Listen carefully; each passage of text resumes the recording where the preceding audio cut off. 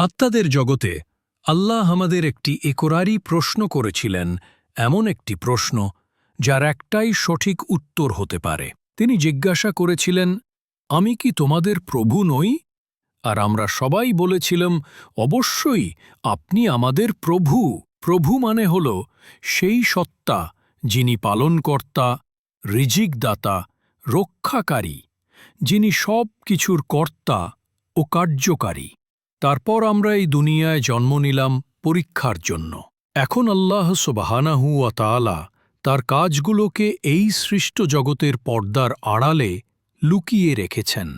কুরআনে বলা হয়েছে, ইয়ালামুনা জহিরান মিনাল হায়াতিদ দুনিয়া, অর্থাৎ অবিশ্বাসীরা এই দুনিয়ার শুধু বাহ্যিক দিকটাই জানে, সৃষ্ট জগতের উপায় ও মাধ্যমগুলোই দেখে।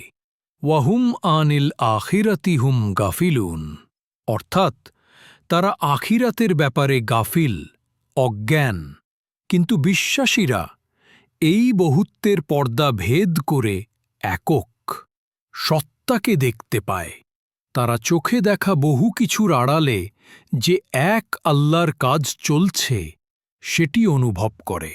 তারপর আমরা মারা যাই, কবরে প্রবেশ করি। সেখানে আবার আমাদের সেই একই প্রশ্ন করা হবে, তবে এবার একটু ভিন্নভাবে।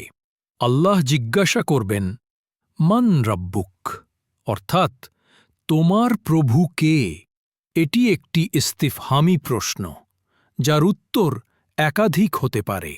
যারা নবীদের দেখানো পথে পরিশ্রম করেছে, হৃদয়ের পর্দা সরিয়ে একের মাঝে একক সত্তাকে চিনেছে, অদেখাকে বিশ্বাস করেছে, চোখে দেখা জিনিসের মোহ ত্যাগ করে নবীদের বাণীতে দৃঢ় ঈমান এনেছে, তারা সফল হবে।